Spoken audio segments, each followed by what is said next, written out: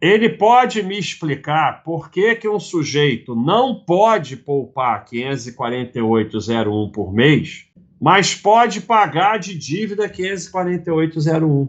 Baster.com, mais de 20 anos de educação financeira e investimentos. A gente ouve muito essa frase, que é das frases mais malucas, que sem dívida não se compra nada. E sempre vem o argumento, pessoal que gosta de estimular a destruição do próprio cérebro, sempre escreve lá nos comentários: ah, mas é porque vocês têm outra realidade, quem é pobre, se não fizer dívida, não compra nada. É pior ainda, porque quanto mais pobre, menos sobra, né? Então, se um sujeito muito rico fizer um financiamento, ele vai perder dinheiro, mas não vai mudar a vida dele. Um sujeito pobre que faz um financiamento, ele está escravizado pro resto da vida, ele destruiu o patrimônio dele. Então, uma pessoa que é rica, ela tem sobra para fazer besteiras financeiras e continuar vivendo da mesma forma. A pessoa pobre, conforme vai fazendo besteiras financeiras, ela vai ficando cada vez pior porque ela não tem sobra. Então, é um argumento completamente maluco, porque o argumento é que a pessoa não pode pagar R$500 num eletrodoméstico, mas pode pagar 1.000. Esse é o argumento. Então, como eu falo aqui diversas vezes, quem se dá bem em cima da sua ignorância e da sua burrice, da sua suposta esperteza, inventa frases que você fica frases e coisas para você se ferrar, e você fica repetindo, como essa: sem dívida não se compra nada. Porque o maior ganho do sistema é a cobrança de juros. Te convencem dessas besteiras, né? E você fica repetindo coisas que só te prejudicam. Não há como ter finanças pessoais boas, adequadas, saudáveis com dívida. Enquanto você tem dívida, você é um escravo. E enquanto você tem dívida, você está no risco. Não é só que você com dívida, você paga muito mais caro por tudo. Quanto mais tempo a dívida, mais caro você vai pagar. E aí você vai somando isso, é uma destruição do seu patrimônio, porque tudo que é 10 você paga 15. O seu patrimônio vai desaparecer. O pior deles, o financiamento. Você vai pagar 5 casas para ficar com uma só, se der tudo certo. As dívidas têm que ser pagas, mesmo quando você está em dificuldades, tempos ruins, economia ruim, crises. E nenhum de nós escapa. Sempre vai ter um período desse. Então, as programações são sempre feitas, e as continhas, com tudo dando certo. Mas você perde o emprego, vem hiperinflação, o marcador, o índice da dívida aumenta 50%, teu salário não aumenta 50%, o governo muda a regra, não pode mudar a regra, acabou de mudar outro dia, a regra da TR, que não sei o quê, então, então eu entro na justiça, tá bom, boa sorte entrando na justiça contra o governo. None of us can escape bad times, nenhum de nós pode escapar de tempos ruins. E você vai ter que pagar a dívida. A gente acabou de ver na pandemia. Pequeno negócio de pessoa física é igual pessoa física, não pode ter dívida. Mas a Vale do Rio Doce tem dívida. A Vale pode ter dívida. Essas grandes empresas SA, elas se beneficiam de dívida. É outra história. Lojinha de pessoa física, tem dívida, está quebrada e não sabe. Mas eu fiz a dívida e vou pagar com as vendas. Aí veio a pandemia. Mas é um exemplo muito exagerado. Sim, mas às vezes vem pandemia, às vezes vem outras coisas. Sempre algum problema vai ter. E se quando tiver esse problema você tiver com dívida, já era. Game over. Investir é comprar uma parte do seu futuro. Dívida é vender uma parte do seu futuro. E, fundamental para os que têm dívida, nenhum investimento é melhor do que pagar a dívida. O seu patrimônio cresce quando você paga a dívida. Então, nada aumenta o seu patrimônio mais do que pagar as dívidas. Se você tem dívida, o maior investimento que você pode fazer é pagar as dívidas. E nunca mais ter dívida. A gente tem um exemplo aqui muito bem feito pelo Charlito, que aqui é a dívida, e se você antecipa, se você paga antecipado, principalmente compra no tempo. O que acontece? Por que as pessoas não gostam de fazer isso? Porque, num primeiro momento, o teu patrimônio parece maior se você não antecipa a dívida, que é essa linha vermelha. Mas, no longo prazo, você vai terminar com muito mais patrimônio se você pagar a dívida.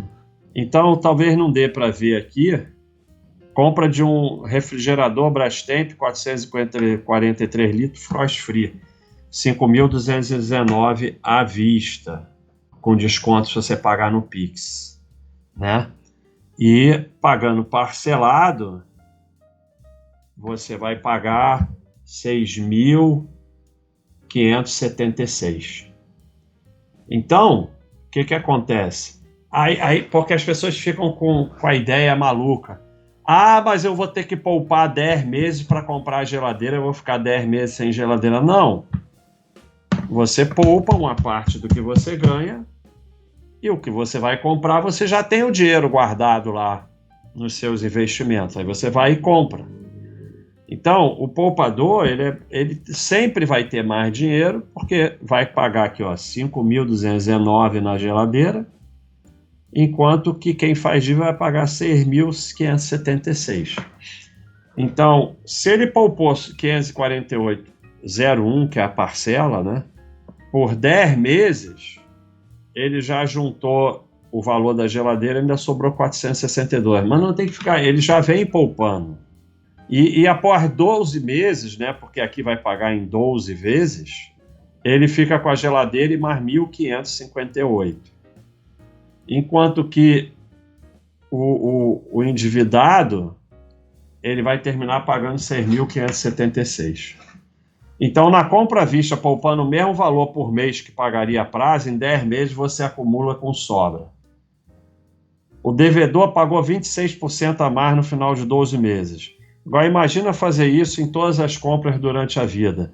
Fica fácil entender porque o poupador tem tranquilidade financeira e quem cai na ladainha da dívida morre escravo de conta e carnê.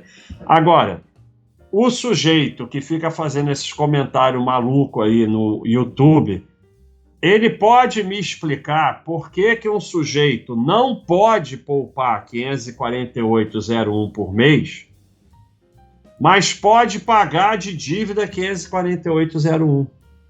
É um raciocínio completamente maluco. É completamente maluco, porque lidam com dívida como se fosse uma coisa mágica que você não fosse pagar.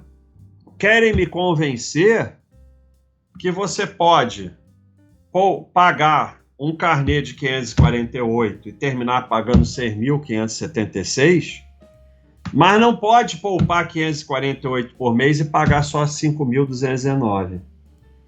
Então você pega uma geladeira e paga 30% a mais. Bota isso para tudo na vida. A decisão de fazer dívidas vai te transformar num escravo e você nunca vai acumular patrimônio e nunca vai ter tranquilidade financeira. E esse dinheiro a mais que você pagou, esses 1.357, vão ficar para o banco, para o sistema, para as próprias lojas que fazem financiadoras e tal. É assim que eles ganham dinheiro. Esse é o grande dinheiro que eles ganham. Na geladeira ele ganha muito menos do que isso. As pessoas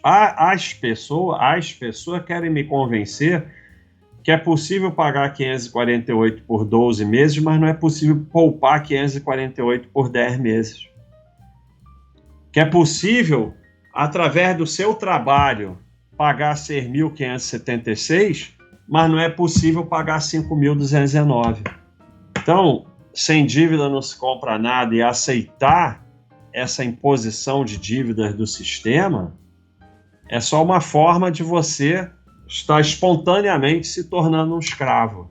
E aí essa aqui é uma dívida até tranquila, mas é o financiamento, a dívida do cartão de crédito, que é uma desgraça, a dívida do cheque especial, não sei o quê, o pessoal vai em agiota, vai não sei o que lá.